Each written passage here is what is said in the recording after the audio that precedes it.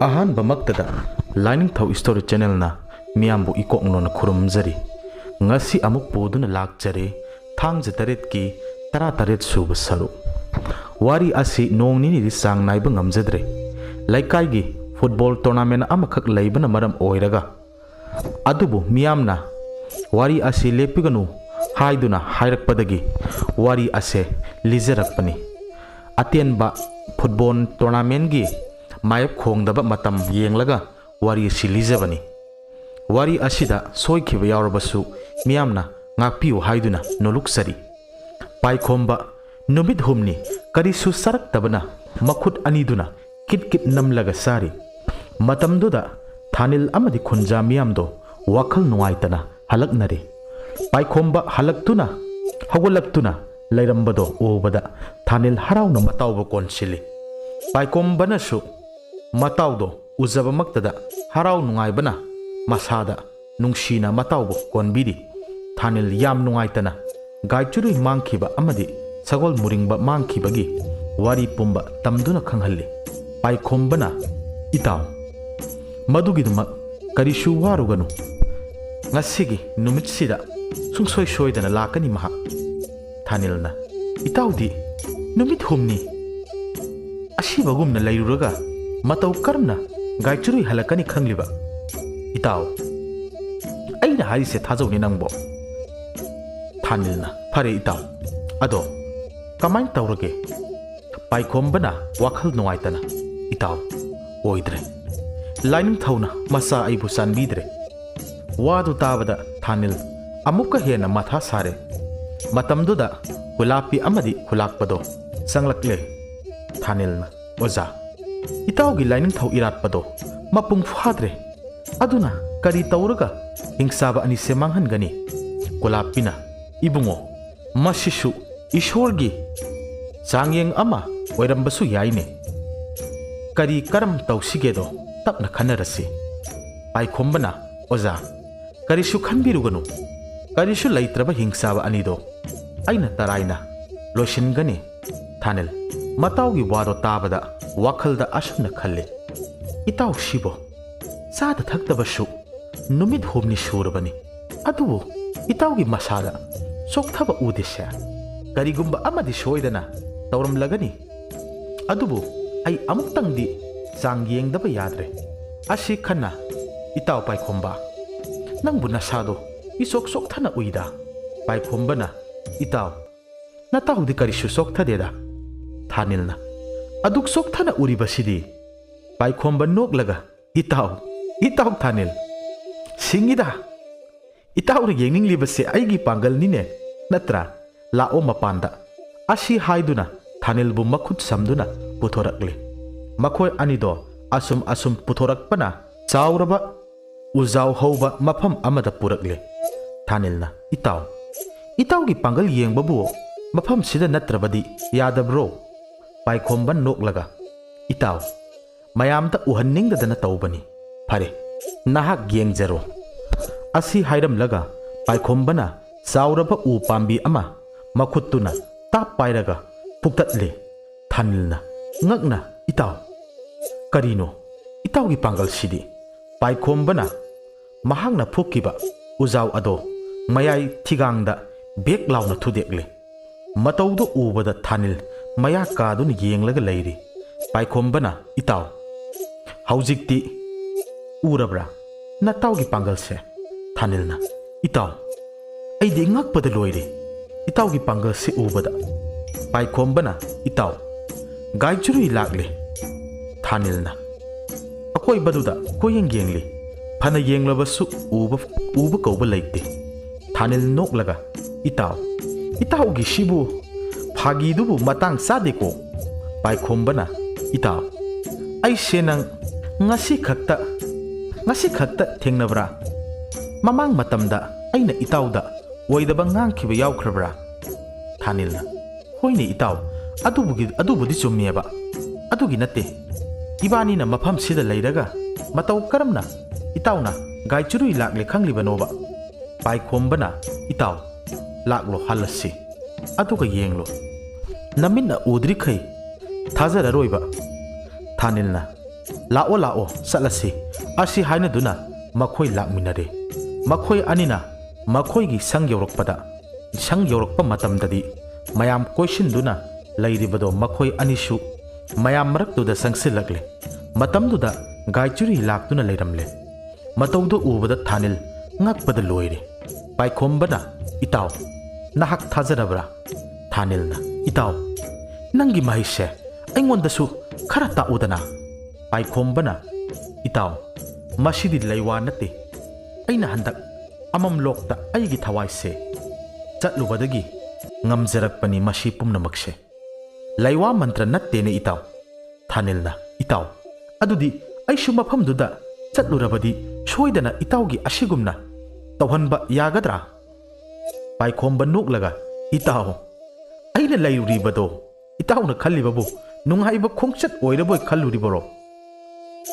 kaisum sangda aigi thawaise phajinduna thamlibanine gaichuri laktuna aibu kallaga aigi thawaise mafam asida laktuna aigi sama haksangda changba ngamlibani thanil mahakna icham chamna khallubi gaichiruina matawbu kalle tabada mahakti hena hena kiselakle ngasaidagi matawgi pangal ubada ngakhibaga amuk gaichirugi wado khangbadai mahak ngakpada loire paikhombana itaw aikhoi hayengmak hingsaba singdo loisilasi haibabu itawgi kari mot leibage thanilna itawna phai khanbado adumak tawrasi phare matam su thengjilaklabanina sak ngaiba oina nahanmuk heglakpa ganja do khara thaklusine paikhombana wazana uraga amuk ngalak kaniko thanina kari sungang loida uda uhandraga loire kaino makhoi anido ganja kanna semlingaida gaichirui laklaga kaino ibung nakhoi anina tawrise ai lakpabu ngakta phau changlakta gai kamai tawbano haiba phau hek hangbide aduga sida ganja ga thaknanaba tawrinine phai baba haidokluge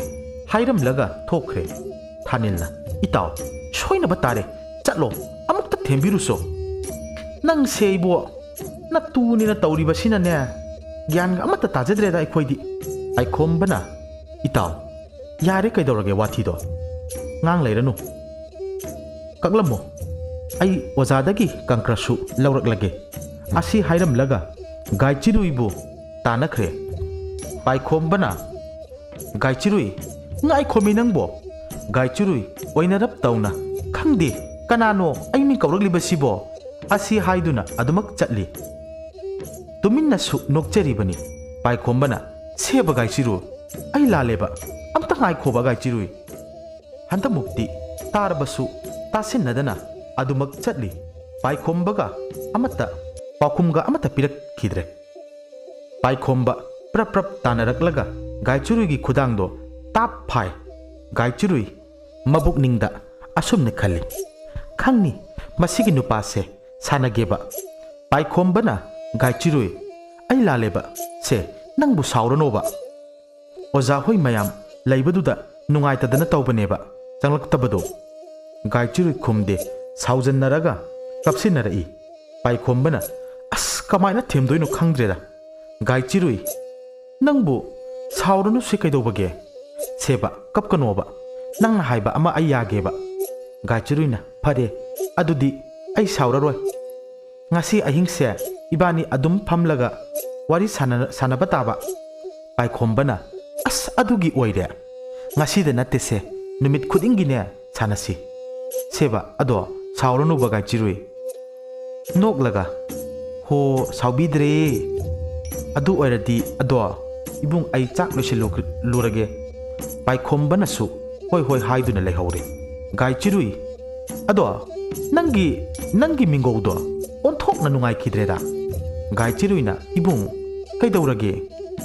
ibung kau basibu nungai trati ai kari kau haibano paikhombana ngai hak munna khalaga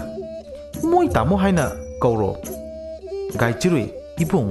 moi tamo hai sibu kari no kari haino paikhombana moi tamo haise ho nungsiba hairine gaichirui as atudi ikai zeida ꯄꯥꯏꯈꯣꯝꯕꯅ ꯏꯀꯥꯏꯅꯨ ꯑꯩꯈꯣꯏ ꯇꯝꯗꯗꯤ ꯑꯃꯠꯇ ꯏꯀꯥꯏꯅꯗꯤꯌꯦ ꯑꯁꯤ ꯂꯣꯏꯅ ꯀꯧꯅꯔꯤꯅꯦ ꯑꯗꯨꯗꯤ ꯀꯧꯔꯒꯦꯀꯣ ꯃꯣꯏ ꯇꯥꯃꯣ ꯅꯨꯡꯁꯤꯕꯧ ꯄꯥꯏꯈꯣꯝꯕ ꯉꯥꯎꯔꯦ ꯒꯥꯏꯆꯨꯔꯨꯏꯒꯤ ꯄꯤꯛꯇꯛ ꯇꯧꯕ ꯆꯤꯟꯕꯥꯜꯅ ꯃꯣꯏ ꯇꯥꯃꯣ ꯒꯥꯏꯅ ꯀꯧꯔꯛꯄꯁꯤꯗ ꯃꯊꯃꯣꯏꯗ ꯒꯥꯏꯆꯨꯔꯨꯏꯕꯨ ꯅꯨꯡꯁꯤꯕꯅ ꯂꯣꯏꯔꯦ ꯒꯥꯏꯆꯨꯔꯨꯏꯅ ꯏꯕꯨꯡ ꯐꯖꯗ꯭ꯔꯕꯣ ꯑꯩꯅ ꯀꯧꯕꯁꯦ ꯄꯥꯏꯈꯣꯝꯕꯅ ꯑꯣꯟꯊꯣꯛꯅ ꯐꯖꯈ꯭ꯔꯦ ꯌꯥꯝꯅꯁꯨ ꯅꯨꯡꯁꯤ ꯅꯪꯁꯦ ꯍꯣꯔꯦꯟ ꯑꯣꯏꯅ ꯅꯨꯡꯁꯤꯔꯣ ꯏꯇꯥ ꯃꯌꯥꯝꯅ ꯑꯩ ꯂꯥꯛꯇꯦ ꯍꯥꯏꯔꯝꯂꯅꯤ ꯑꯩ ꯆꯠꯂꯦꯀꯣ ꯑꯁꯤ ꯍꯥꯏꯔꯝꯂꯒ ꯑꯗꯨꯃꯛ ꯆꯠꯈ꯭ꯔꯦ ꯄꯥꯏꯈꯣꯝꯕ ꯃꯣꯃꯣꯟ ꯇꯧꯗꯨꯅ ꯂꯩꯍꯧꯔꯤ ꯄꯥꯏꯈꯣꯝꯕꯁꯨ ꯃꯇꯥꯎ ꯊꯥꯅꯤꯡ ꯁꯥꯎꯔꯝꯂꯅꯤ ꯈꯟꯗꯨꯅ ꯒꯣꯂꯥꯄꯤꯒꯤ ꯃꯅꯥꯛꯇ ꯂꯥꯛꯂꯒ ꯂꯣꯟꯅ ꯀꯪꯀ꯭ꯔ ꯑꯃ ꯄꯨꯔꯒ ꯂꯥꯛꯂꯦ ꯃꯇꯥꯎ ꯊꯥꯅꯤꯜꯒꯤ ꯃꯅꯥꯛꯇ ꯑꯗꯨꯕꯨ ꯊꯥꯅꯤꯜꯗꯤ ꯑꯕꯨꯡꯒ ꯄꯥꯔꯒ ꯀꯟꯖꯥꯗꯣ ꯋꯥꯀꯛ ꯑꯃꯗ ꯍꯥꯞꯂꯒ ꯁꯤꯡꯗꯨꯅ ꯂꯩꯔꯝꯂꯦ ꯄꯥꯏꯈꯣꯝꯕꯅ ꯏꯇꯥꯎ ꯑꯅꯤꯌ ꯅꯈꯣꯏꯁꯨ ꯑꯩꯕꯨ ꯉꯥꯏꯍꯥꯛꯇꯒ ꯉꯥꯏꯔꯝꯗꯕ ꯅꯠꯇ꯭ꯔꯅꯦ ꯑꯕꯨꯡꯅ ꯏꯇꯥꯎ ꯍꯧꯕꯗ ꯉꯥꯏꯔꯤ ꯂꯥꯛꯑꯣ ꯁꯤꯗ ꯐꯝꯂꯣ ꯂꯥꯛꯑꯣ ꯍꯥꯏꯗꯨꯅ ꯒꯟꯖꯥꯗꯣ ꯄꯤꯁꯤꯜꯂꯤ ꯄꯥꯏꯈꯣꯝꯕꯅ ꯏꯇꯥꯎ ꯀꯪꯀ꯭ꯔꯗ ꯑꯣꯏꯅ ꯆꯤꯡꯂꯒꯦ ꯃꯁꯤꯗꯤ ꯑꯩ ꯍꯩꯗꯧ ꯃꯥꯟꯗꯤꯌꯦ ꯊꯥꯅꯤꯜꯅ ꯑꯣ ꯅꯨꯄꯤꯅ ꯉꯝꯕꯧ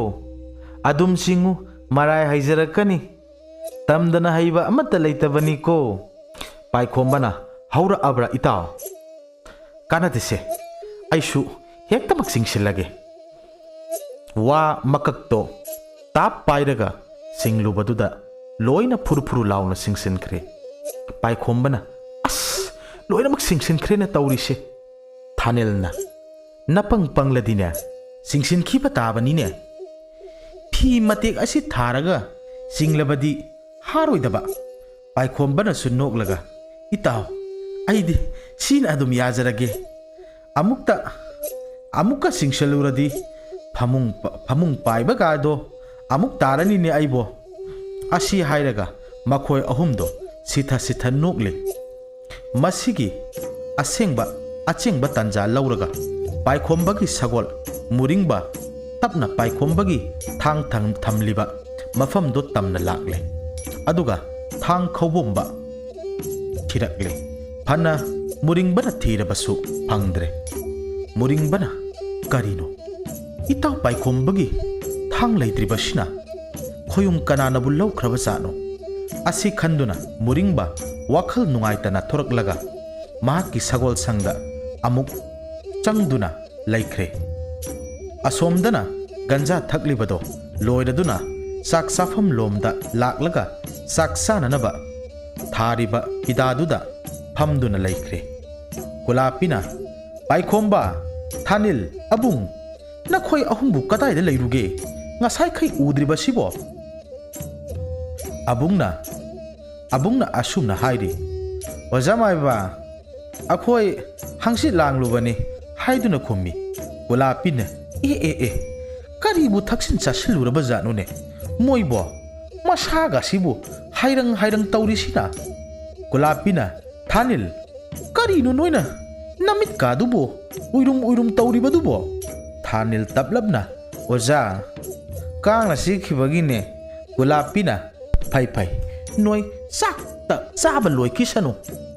ꯈꯪꯒꯅꯦꯕ ꯅꯣꯏ ꯑꯍꯨꯝ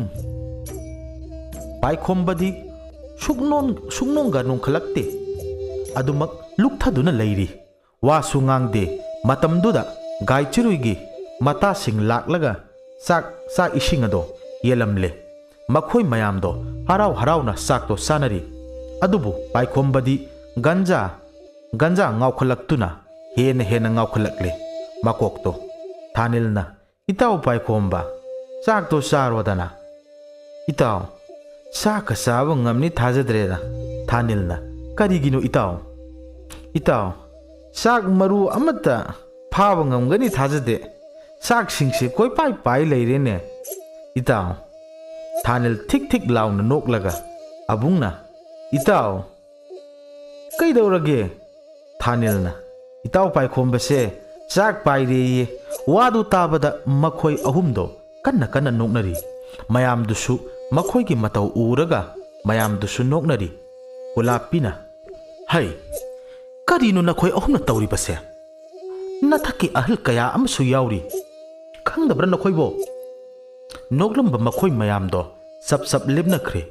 Kulapi saure khangbana Kulapina chatlo chaning draga hagut khro masong pak nai da ba sing sidi sauna nganglam laga thokre Kulakpana abung nakhoi ahum se karino ha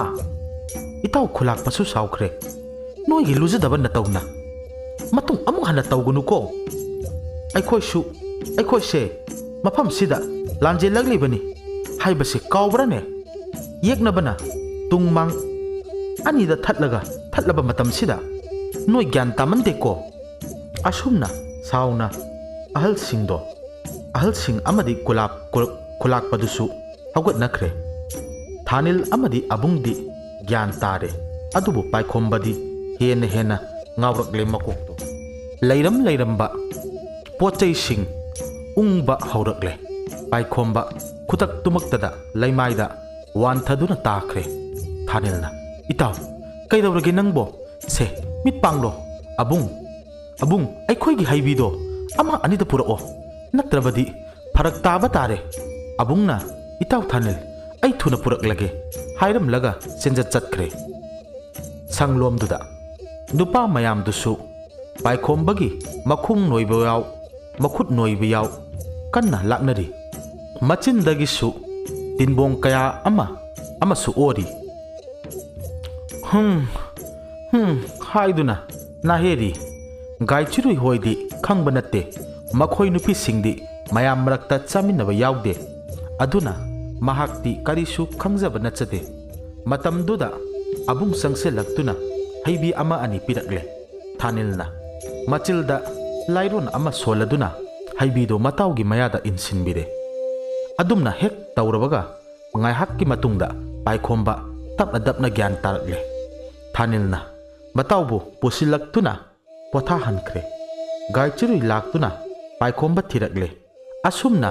miyam duda hangduda thirakpada mahakti ganja ngauduna tungkhre tabada ting launa saunungkhre isau langdana mahaksu mata singa pothakre matamdi asum haukibana no ngalakle budhi sanayai mahoida mahakki loina biga laktuna kaipha amadi bedagi uthi yenglubado kamdawre haiduna hangle sanayai mana tada hiangai gi tara marini panbase yamna suphai yamna susanai isa anise nupa nupi pokdana nungayai phana pangani hairei uthi yengliba ahal aduna budhina sanayai ma nungai khre he aina hek khanbado adumak hek thokle nungai re adudi aikhoi amuk chalage ko banu su ita sanayai ma aikhoi amuk hallage ko icha ani gi luhong base pikshan baga yaroi ko Sanayai mana ita kaidagi aigisu isa matomdani awon sauna unduna tamdoni itada sinagaduri aduga banu noglaga ho awon potka amata pamjadiye imaududa laklaga loire aigidi bodhina mama chatna batawrasira hoi moi pabung chatlasi ita aikhoi amuk chatlukhi ko hoi ita ai asum leja hauragi ko phani hairam laga adumak thokre thonga lomda asomdana phirepa matomda phamduna mangli mahakna nungsijakraba pi thadoi uraktabaduda wakhal nungaitana ungduna phamli matamduda mataw chandramani laktuna itaw nangbu sida ungduna leiribasibu kaidawrage phirepana itaw nang laklibra nangbu thabaka amata chatribro chandramanina chatriye itaw haujikse thabaka sufam nompham ga khangdreda phirepana itaw kaidawrage itaw bo chandramanina itaw pabana aibu nupi thijinaba kanna taksilakle aduna aina kogyam sarise itaw phirepana itaw atudi yam phaba wani kaino itaw su hauji angang natre kaino hoine atu budi sumine aduda pusilakadaba nupido adune lurise itawbo mamang leikaigi isanga khangnakibadaine Chandramanina itaw kaidagi noda mi masaga yaukhreda phidepana itaw isandubu nangbu yamna nungsijakibadaine aduga kamaina mayum pankrino Chandramanina itaw manabudi yam selasi hairambani adubu matamduda aina matam kharadi ngai ko haibani adubu mahakti adumak chenkre phirepana itaw adudi nahak kamdau gadoriba Chandramanina itaw aduni aina gyan tadribase paik phirepana adu oiragana pabada asengbado hairodana itaw aduna pharadoba male ado nangbu saka sarabro itaw khaidagi saka amata thongdrida lao adudi ibani thonglaga sarsi warisu yam sanagadaba lei ibani phirepa wakhal nungairamdaba phungbang naramba loinamak mangkhibagum tawre aduna makhoi anishu sa ising thongduna saminare nakal amaromdana kulapina laimaida karigumba kharadang yeklibada ubada paikhomba thanil sanglaktuna makhoishu munna yengduna leiri matamduda kulapina ibungo nakhoi animak ngasimak satnanaba tawro khunja singi awaba kokhallamlaga aikhoishu mafam asidagi thunamak hananaba tawrsi khulakpa amadi ahallaman kaya sanglaktuna ibungo nakhoi ani kamdawna satkani nakhoi anigi mating pangbu oina aikhoishu lakke haiduna sanglakle kulapina itaw nakhoi yawba yaroi karigumba nakhoi matung inarabadi makhoigi matung inarabadi nakhoishu soidana awafamda tagani haiduna khangali aduna adumak mafam sida lining thau sana mahibu ningjaduna lairasi makhoi pumnamak su yanare phare adudi aduna tawrasi thanil amadi paikombana miyam pumnamak karisu wabiruganu nungaina adumak leibiramu kulapina hai nakhoibu amukta ngai khone tawgudawriba thabakse araiba amadin oiroine matang sadrabadi nakhoi anishu nathwai mangba yaribanine thanilna oza aikhoigi thawai se manglabasu khunja miyamdi kalamlage aikhoina malem asida pokpagi malem imagi laman kharadi